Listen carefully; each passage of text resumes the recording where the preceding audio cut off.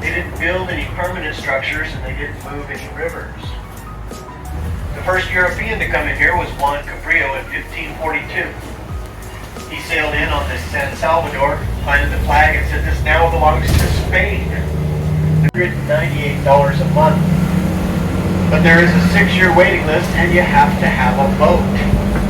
Anyone who's ever owned a boat knows that BOAT stands for break out another 1,000 stripe and 2 masts.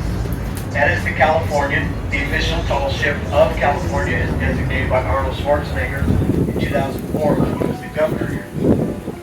This side of it, the Spanish galleon, is the San Salvador. That's a replica of the ship that Juan Cabrillo sailed in here in 1522. It was built here in San Diego between 2011 and 2015. They spent 4 years building it because they built it exactly the way it would have been built in the 1500s, all the way down to the tools they used. This side of it, the small white boat there, is a pilot boat that's been here since 1914. The one next to it, that longest white boat with the jet is called the Diego. That is a steam-powered yacht that was owned by several different rich people in the UK area.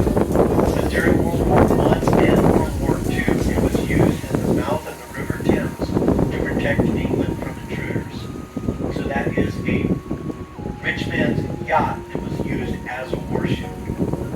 The 555 is the USS Dolphin, the deepest diving submarine on Earth.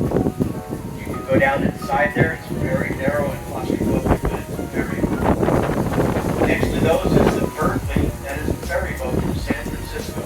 After the 1906 earthquake and fires, that was used to save many, many lives, taking people from Frisco over to Oakland. Beside that is the movie star of the bunch, the HMS Surprise, made so familiar. It was in the movie Master and Commander with Russell Crowe, and also Pirates of the Caribbean 4 on Stranger Tides. It is very cool to go onto and down inside that ship. Now this is going to be our stop for Seaport for Maritime Museum. Please remain seated until I open the doors. Use the handrails and watch your step if you're exiting. It truly is an aircraft carrier. It's been a museum here since 2004. It has more than 65 exhibits, 35 aircraft on board, as well as several simulator rides. The area in front of and beside it is called the Greatest Generation Walk. Directly in front of us you see the black obelisk. That is the aircraft carrier memorial. Every aircraft carrier ever built is etched in the wall of that obelisk. And it's made of black granite mined in India. And it's the same material that was used on the Vietnam Veterans Wall in Washington, D.C. In the distance is the kissing statue, Unconditional Surrender, that famous picture taken in Times Square in New York City at the end of World War II. The statue is 25 feet tall and weighs 7,000 pounds.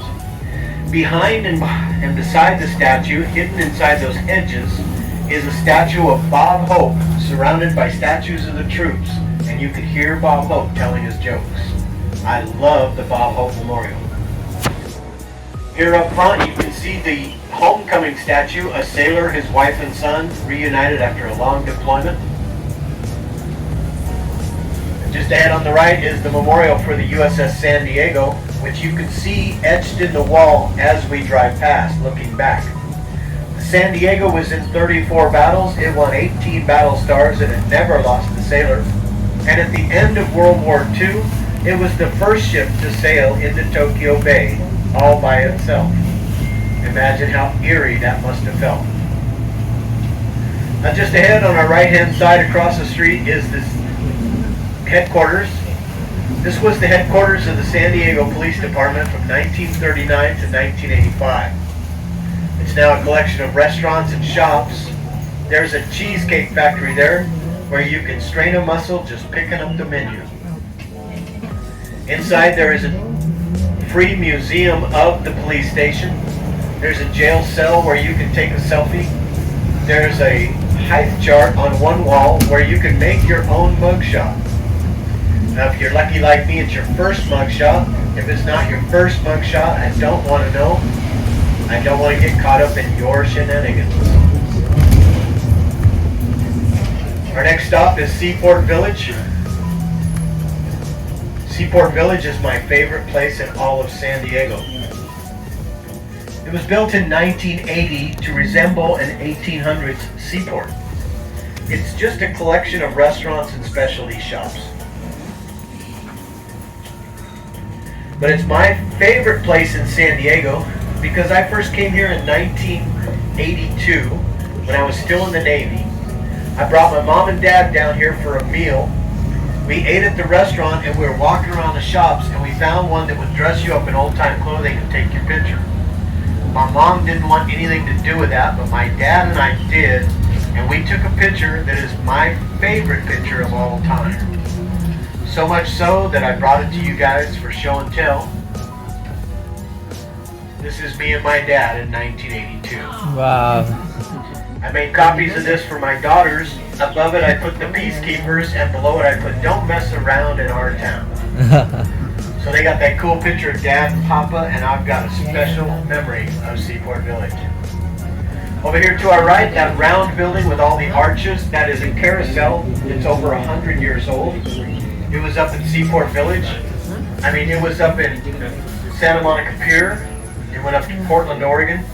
And now it's here in Seaport Village. And it's only $5 to ride the carousel, which is pretty cheap for a time machine to make you feel like a kid again. Seaport Village is also the spot where you can catch our SEAL tours. The SEAL is the bus that becomes a boat. The recipe to turn a bus into a boat is very simple. You just add water.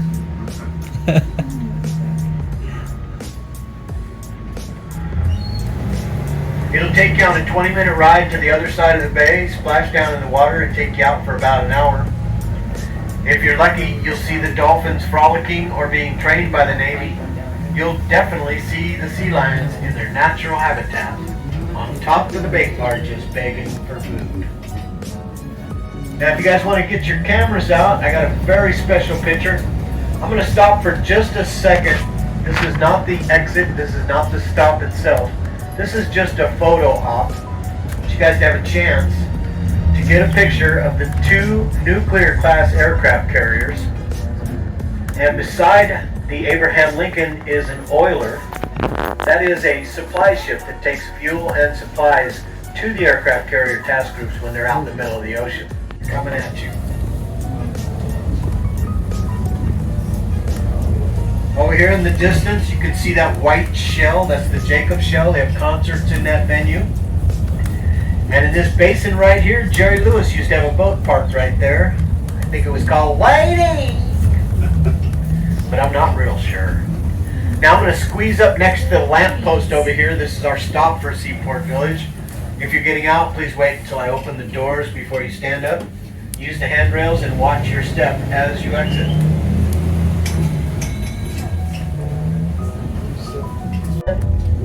Most of the film was done up at Miramar, but the bar scenes were filmed right there at the Kansas City Barbecue, where you see the red awnings and the blue umbrellas. If you remember the bar scenes, Goose sat down at the piano and played this song.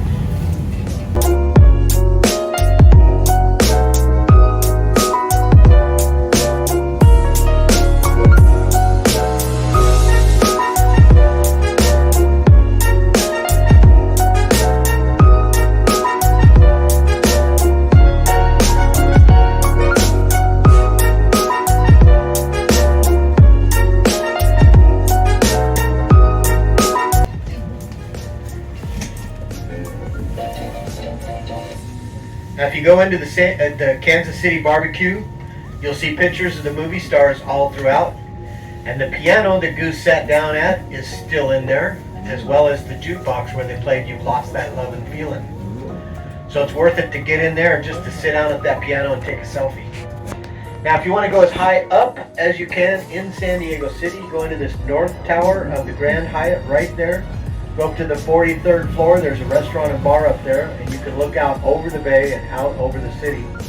That's as high up as you can get in San Diego.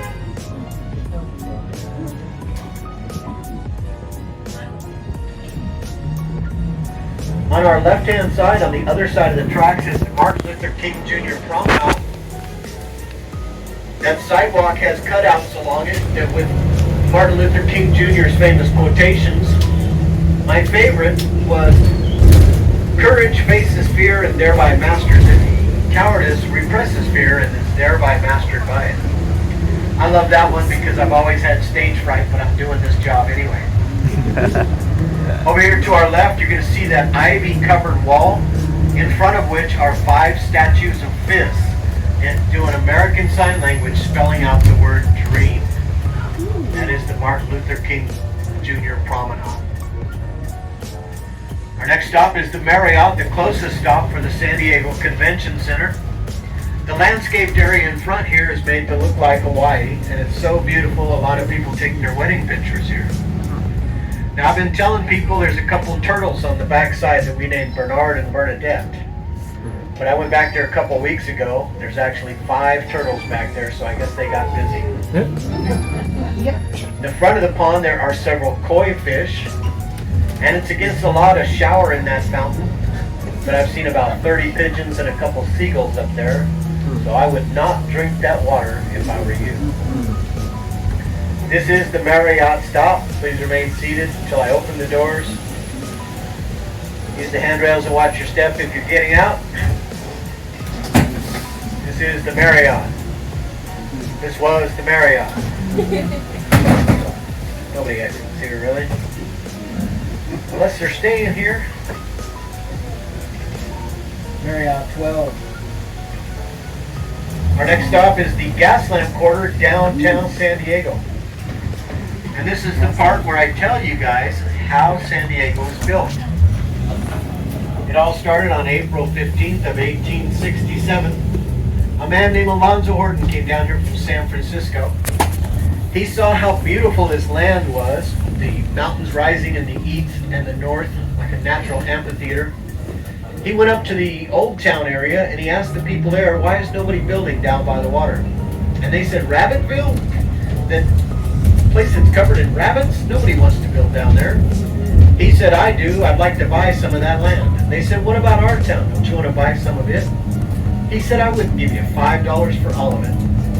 So they were insulted and decided to take his money.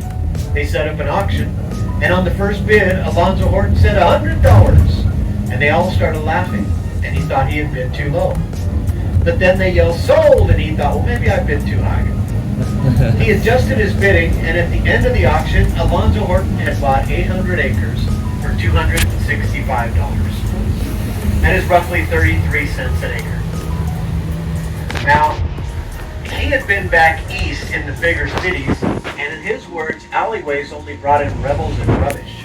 So he built the city without any alleyways. That's why there's such short blocks here. But that increased the number of corner lots, and he knew that he could sell a corner lot for more money. So they started calling him Corner Lot Horton. But he got the last laugh because by 1880 he was the richest man in Southern California. And Old Town was called San Diego at that time, and this was called New Town. And he wanted to flip that script. So he went up there and he told all the people up there, if you can build a house in my city and live there, I will give you the land to build a house in. So they all moved down here, turning this into San Diego and turning that into Old Town. Alonzo Horton had a motto that San Diego was a city of 100,000 people. They just haven't arrived yet. Now if you look across the way over here, that white building with the black trim at the top, every building on that block is over 100 years old. They call that the Century Block.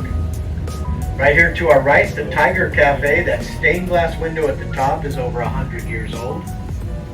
That was the Frey Brothers building. The Frey Brothers were from France. It's been many different restaurants and cafes through the years. It was San Diego's first jazz club, and it was a speakeasy during Prohibition.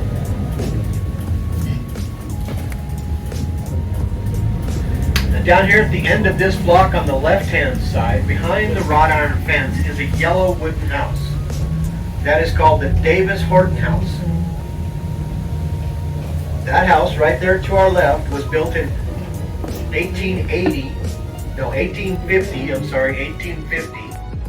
It was placed on a ship and brought around the Cape Horn of South America, all the way here to San Diego. That is the oldest house in the city of San Diego. And this is the Gaslamp Quarter stop.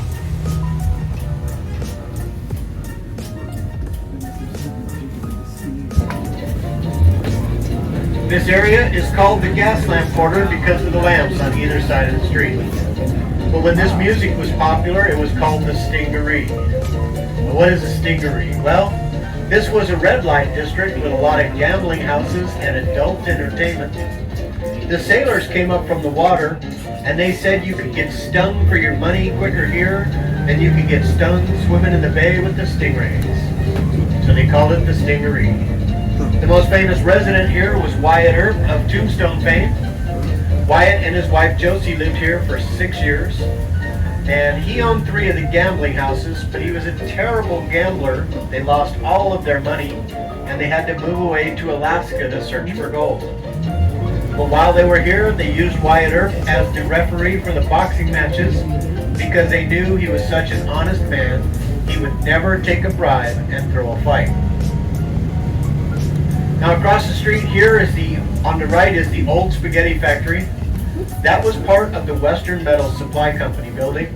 A portion of the building was moved 2 blocks over to become part of the Petco Park. The brickwork there is over 100 years old. I'm told the spaghetti is newer than that. I hope it is. Next door is the Hard Rock Hotel. That brickwork is made to look similar, but it's much newer than the old spaghetti factory brick. Now across the street over here is the San Diego Convention Center. The area to the right, the part at the top is made to look like sails to go with San Diego's nautical theme. That was built in 1989. The part directly in front of us was built in 2001, and the glass is supposed to look like waves crashing onto the beach. Although I think it looks more like a hamster have a trail for humans. Our biggest convention here is the Comic-Con. First time I came down here during Comic-Con, first thing I saw was a very realistic Darth Vader, but he was only 3 feet tall. I guess the camera adds 10 pounds and 3 feet. On our left is Petco Park, home of the 4th place Padres.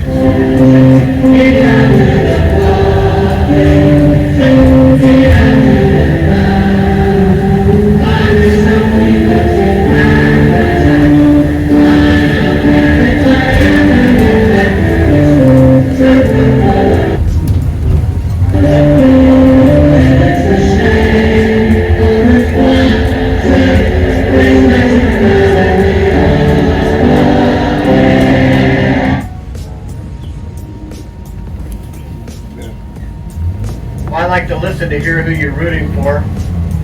I didn't hear much back there. I like home team or Padres. If you say Dodgers, I say this is your stop. Do you guys want me to put that window down in the back, or are you all right? Yeah. Say it again. They're okay. They're okay? All right.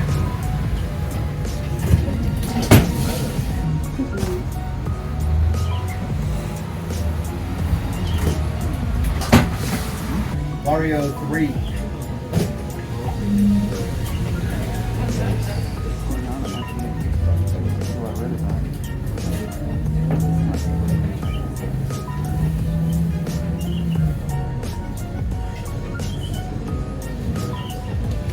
Alright guys, we're going to go ahead and cross the bridge now. Please remain in your seats. Relax, enjoy the music and the view.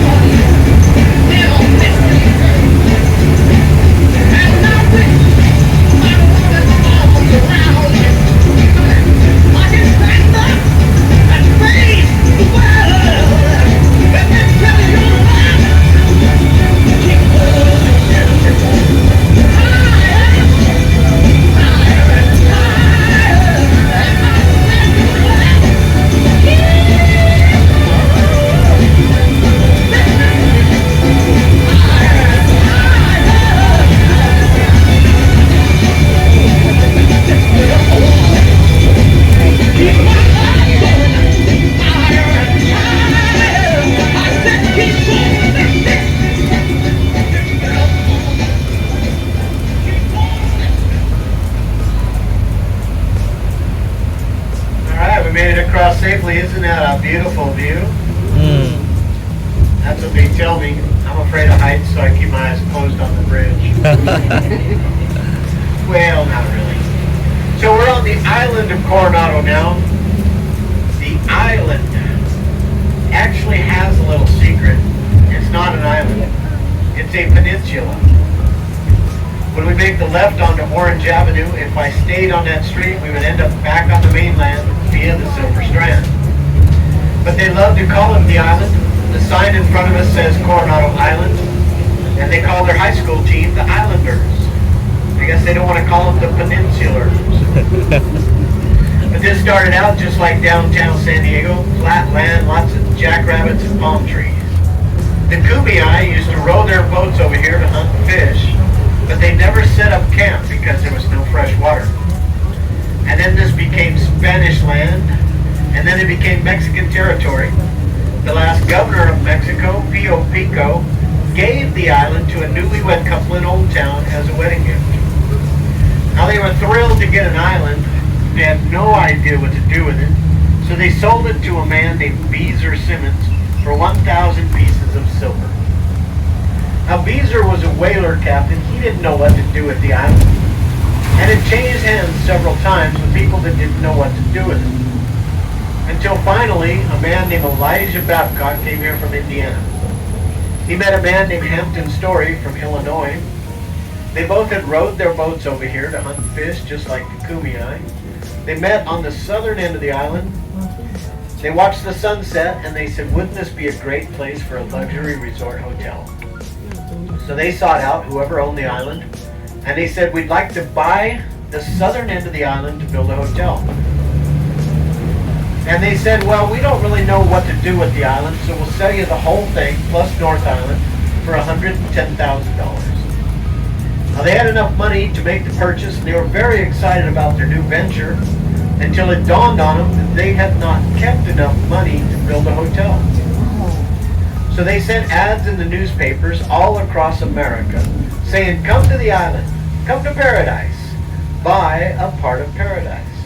We're going to have an auction. We'll give you a free boat ride over and a free picnic lunch. Now this was 1886. They were hoping to get 1,000 people here for the auction. They ended up with 6,000 people here. And after 2 days of auctioning off parcels of land, they had $2.2 million to work with. Now the first thing they needed was fresh water, so they had to run a pipe on the bottom of the bay to bring water from San Diego. And then they needed lumber. You cannot build a luxury resort hotel out of palm trees and jackrabbits. So they went up to Northern California, where we keep our giant redwoods. They bought a bunch of those trees. They lashed them together like a big raft, and they floated them down the Pacific Ocean to San Diego. In San Diego, the trees were milled into lumber they could use. The lumber was brought on barges to the ferry landing at the north end of the island, but they were building on the south. So they built a railroad right down the middle here. The rail cars were pulled by horses. They brought all the materials down, and they built the Hotel del Coronado in 11 months' time. When they finished building, they wanted the people riding the railroad to be able to have a fresh snack along the way. So they planted orange trees along both sides of the railroad, thinking people could reach out, grab an orange, and have a fresh snack. What they didn't count on was the rabbits were the ones having the snack. They loved the roots of the orange trees. They chewed them all up, and they all died. Well, not the rabbits, the trees. All the trees died. They took out the orange trees, and they put in these palm trees instead. But this is still called Orange Avenue because of that land.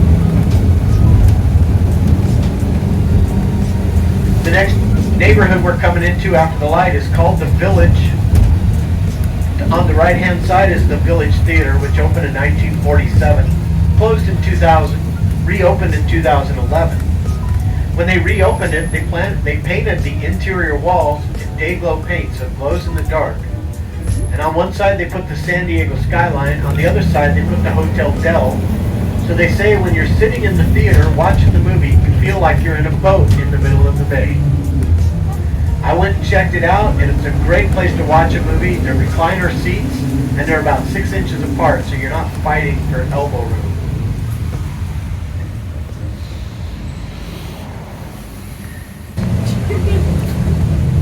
There's a Starbucks just ahead on the right. On the left, there's a place called Coffee Shop. Just Coffee Shop. And there's always people waiting to get into the coffee shop. Makes me wonder what they're putting in their coffee. I got a tough question for the guys on board. How many are happily married men? Show of hands. Yeah, see, there you go. I love that question, and especially the answers. I had a guy threw his hand up really fast and leaned away from his wife. I said, that is self-defense. And a lady held her husband's hand up for him. I said, that's codependency. I know codependency because I had my wife look it up for me. Last week, a 3-year-old boy held his hand up, and I think that's just adorable.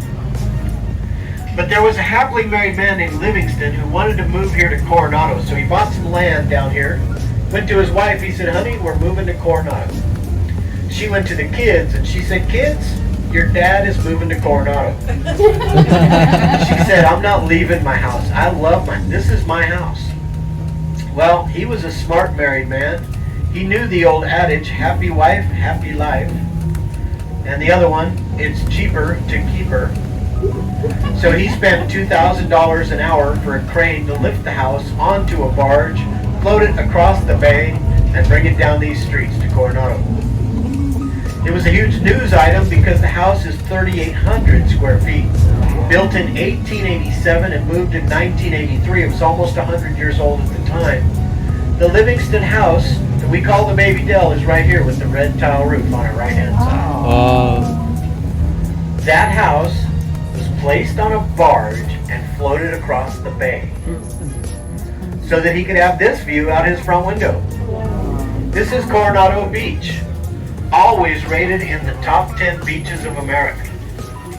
The land directly in front of us across the way is Point Loma. That's the first land that Juan Cabrillo saw when he sailed in here in 1542. The beach was created when they dredged out the bay to make it deep enough for the Navy ships to get under the bridge. They dredged out the bay, they pumped the sand out into the water, and it settled back here and created this beach. And there was a city worker named Armando Moreno, whose job it was to pull the kelp up off the beach. And he created these sand dunes here in front of us and the ones behind us on the other side of the intersection. Now if you look at this sand dune right here to our right, you're going to see a giant O. That's the last letter in the name Coronado. Bless you. Thank you. This says Coronado. On the other side of the intersection it says beach. So if you look at a satellite map, you'll see Coronado Beach spelled out on Coronado Beach. Oh. We call this Mondo's Beach. Now directly up in front of us is the Hotel Del Coronado in all of her splendor. She is a movie star. She's been in several movies through the years, including Some Like It Hot with Jack Lemmon, Tony Curtis, and Marilyn Monroe.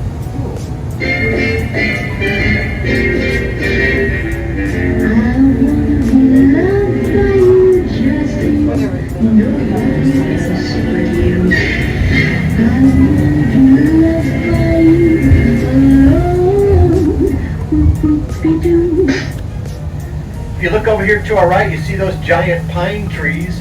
One of those was the very first ever outdoor lit Christmas tree in America. Down here in the corner, you're going to see a round fountain with a gold crown in the middle.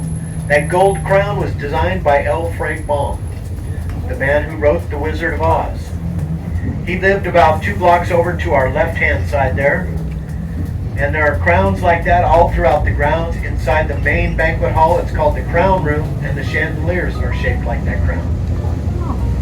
Now we've got one stop only here in Coronado. It's in front of McPee's Irish Pub. You get 10% off your food at McPee's with your trolley sticker, and it's the best French fries I've ever had in my life. If you're getting out here, please be aware of the last reboarding time at 5 p.m. Make sure you're back here at the stop by 5 o'clock. If there's more of you than we can hold, we'll send another trolley. If you walk up here at 5:15 and miss that trolley, you become a pedestrian and have to pay your own way back.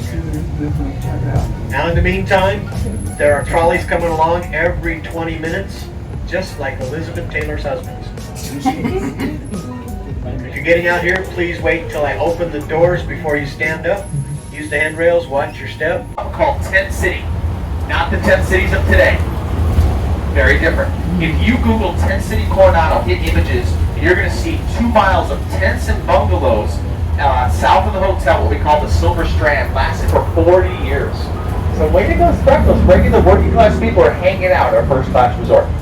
So a lot of people started getting interested in Coronado then. A guy by the name of Glenn Curtis was an aviator from upstate New York. He was a direct competitor with the Wright brothers. So this is early on in flight. Wanted to start a flight school here. And Spreckles like, sure, you can start a flight school. I'll tell you what, I'll make it easy on you. I'll charge you $1 a year rent. He rents out what is now military to court, and he wins. He winds up getting 8 times his original asking price. Imagine the U.S. government paying too much for something. $5 million plus interest. So those just joined us. My dog Rusty, this is him right here. He's blind.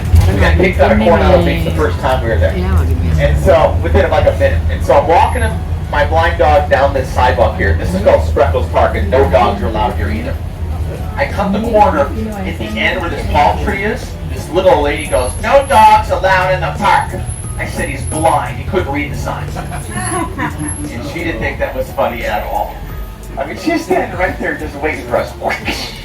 But it's okay, because I'm 6 winning lottery numbers away from becoming her next door neighbor. Yeah. Brutal. So yeah, the Army and the Navy shared a base here. Interesting. And if anybody knows anything about the military, Army and the Navy usually don't play very well together. Wartime, yes. Peacetime, not so much. They nicknamed the base Camp Trouble. Today, of course, it is exclusively the Navy base, the most strategic on the planet. Lots of firsts here at North Island. First successful aircraft carrier landing was done here. First successful parachute jump without a line was done here. And Lindbergh tested his famous Spirit of St. Louis here. Okay, don't sit in front of the windows back there. It's about to get a little bit windy in your life. So hold on to your seats, hold on to your glasses, hold on to your cell phones, maybe your children too. So the bridge, when they opened, had a toll, 60 cents. 1969, that was a lot of money. Anybody that's over 60, you remember the old toll booths in the Midwest, there was always a nickel or a dime. 60 cents was a lot. 60 cents to go back over. They stopped charging tolls in 2002. They made $100 million profit on this bridge. 100 mil? Where's that money now, San Diego? Certainly not on the roads. We got a pothole problem here. Do you know, if they put some of that pot in the potholes, that would help you. They don't ask me.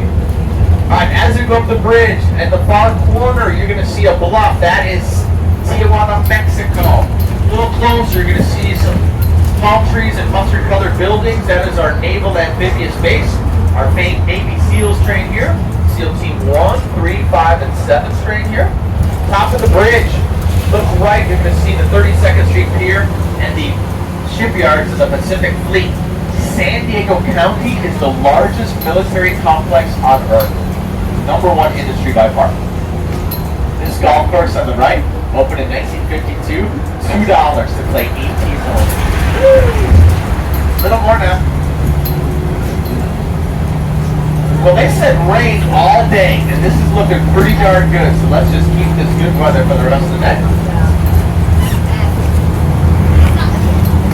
There's our Naval Amphibious Base straight ahead here. We love our Navy. Go Navy. Enjoy the views, folks. Hey, hey!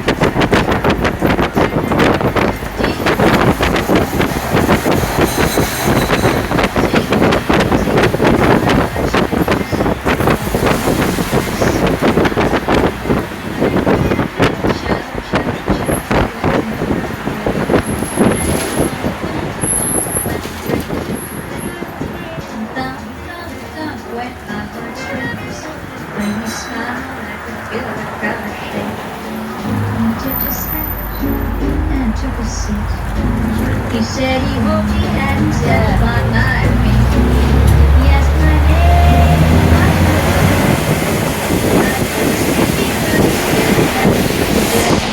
First year coverage up there.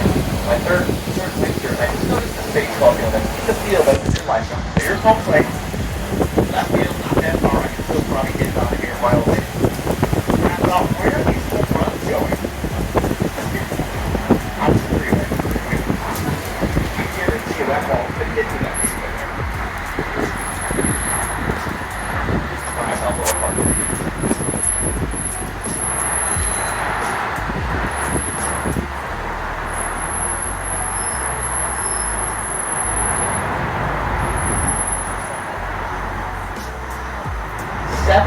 Museums at last count in Park. If you look left, there's a green roof over there at about 9 o'clock. That is the old Starlight Theater.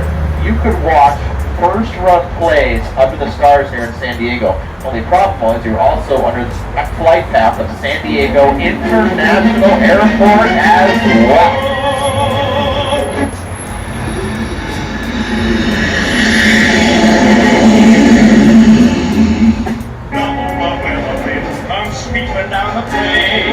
It got so bad they had to hire somebody to sit on the roof over there with the red light, yellow light, green light to cue the actors. When I first heard that, I thought, no way, that's urban legend. One of our drivers said, absolutely true. So when the actors saw the yellow light, they knew the plane was coming. When they saw the red light, they would freeze on stage like frozen test. And they stayed frozen until they saw the green light and they started acting again. The theater unfortunately closed in 2010. The Rolling Stones played here in 1964. Only 300 people showed up. They were giving away tickets to the Rolling Stones. The theater is to the left. You can see some of the stands. It's an outdoor amphitheater right there. Can you imagine sneaking out of your parents' house in 64, coming over here to see the Stones? And the Rolling Stones are still playing 60 years later, selling out football stadiums all over the world. Unbelievable. You know, you think, are they going to be playing when they're in their 90s? I think they are. Because when they turned 70, that was the big joke. Like, you think they'll be playing when they're in their 80s? Probably sure are now. This is Balboa Park. If you're getting out here, the final pickup of the day here is at 4:20 p.m. 4:20. There's Balboa Park.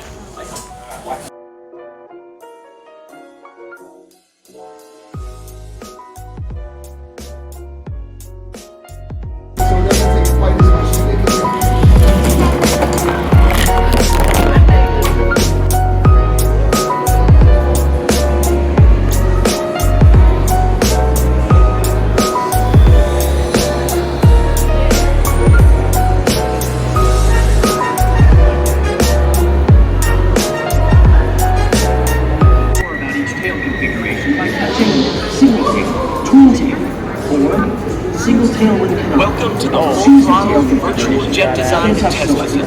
Your mission? Design a super maneuverable fighter jet that is capable of supersonic flight. All full-throttle jets are equipped with the same advanced engines, so your design will focus on the fuselage, wings, and tail. When you finish, you'll race your design on our advanced test flight course. First, select your fuselage. Its shape affects how shockwaves form as you get closer to supersonic speeds. These shockwaves contribute to drag, which slows your jet's speed. Try to choose a shape that will minimize drag. You can find out more about each fuselage shape by touching cylindrical, bulged, or hinged. Choose your fuselage, then touch select. The cylindrical fuselage is a straight tube. The bulged fuselage, the pinched fuselage gets narrower where the wings are attached. The wings of your jet provide lift. The shape of your wings is critical to speed and maneuverability. Try to select wings that will give you both. You can find out more about each type of wing by touching straight, swept, or delta. Choose your wings, then touch select. Straight wings are perpendicular, swept wings are angled. To reduce drag, delta wings are shaped like a triangle. Swept wings are angled. To reduce drag, the tail provides stability. Try to choose a tail configuration that will keep your jet stable at high speeds and through challenging maneuvers. You can find out more about each tail configuration by touching single tail, twin tail, or single tail with canard. Choose your tail configuration, then touch select. Most airplanes have a single tail. The twin tail features two vertical stabilizers. A canard can be thought of as a type of tail. Most airplanes have a single tail. Good job, your design is complete. Now pick a color for your jet. Choose the color you want, then touch select. Your jet looks terrific. The last step is to add your tail number. Choose your country from the drop-down list. This assigns the correct country code. Now, use the number pad to enter it. Your jet looks terrific. The last step is to add your tail number. Choose your country from the drop-down list. This assigns the correct country code. Number confirmed. You're all set.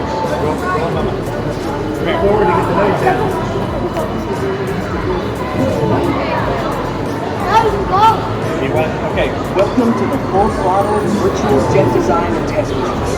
First, select your fuselage.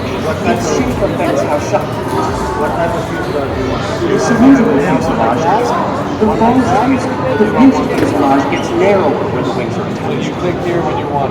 Now, use the number pad to enter a 3-digit tail number. You'll need this number to access your design in the flight station. So choose a number you can remember. Like the Greek letter delta, swept wings are angled to reduce drag. Straight wings are Just to be sure you've got it, please enter your 3-digit tail number again. Swept wings are angled to reduce drag. The tail provides stability. Try to choose a tail configuration that will keep your jet. Most wings, a canard can be thought of as a type of tail. Number but it's not. confirmed. Good job. You're all Design is set. complete. Report to any open flight station to put your design to the... Your jet looks terrific.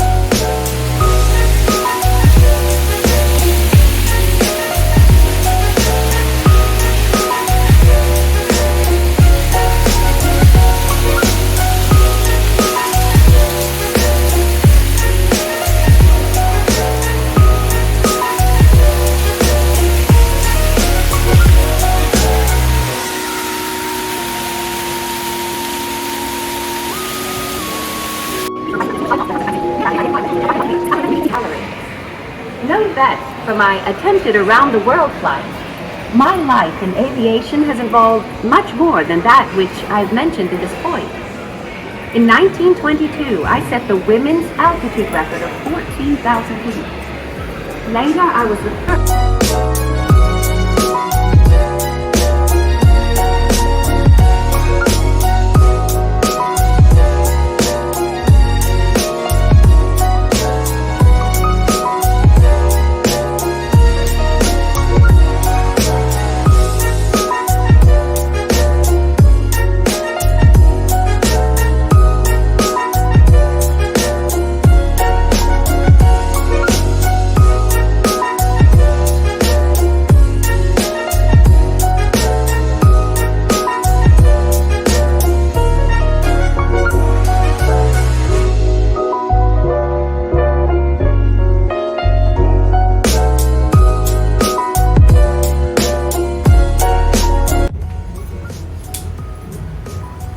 Got some museums up here, ladies and gentlemen. Who's this guy on the left with the spear? Oh my gosh. That's El Cid. Don't mess with him. Over here to the right, folks, is the Prado Visitor Center. So if you have any questions about Balboa Park, if you're ever here again, that's where you want to go to find out. No, it's it. Look over to the right, you see the Tipton Museum, ladies and gentlemen. Behind that is the Botanical Garden building. In front of me is the Mingyang Museum, folks. Mingyang in Japanese means art for people, it's folk art. Could be blankets, could be paintings, could be tools. It's art for the indigenous folks of the world. I want everybody to look at the left side of the trolley. Got the California Tower, the California Dome. That's architecture. It dates back to the beginning of the 1915 Panama, California Exposition. That architecture was erected for that.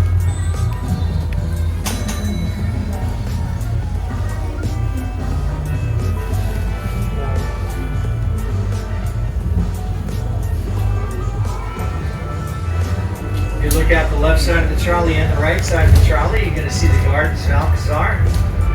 They're designed to look like the gardens that surround the Alcazar Castle in Seville, Spain.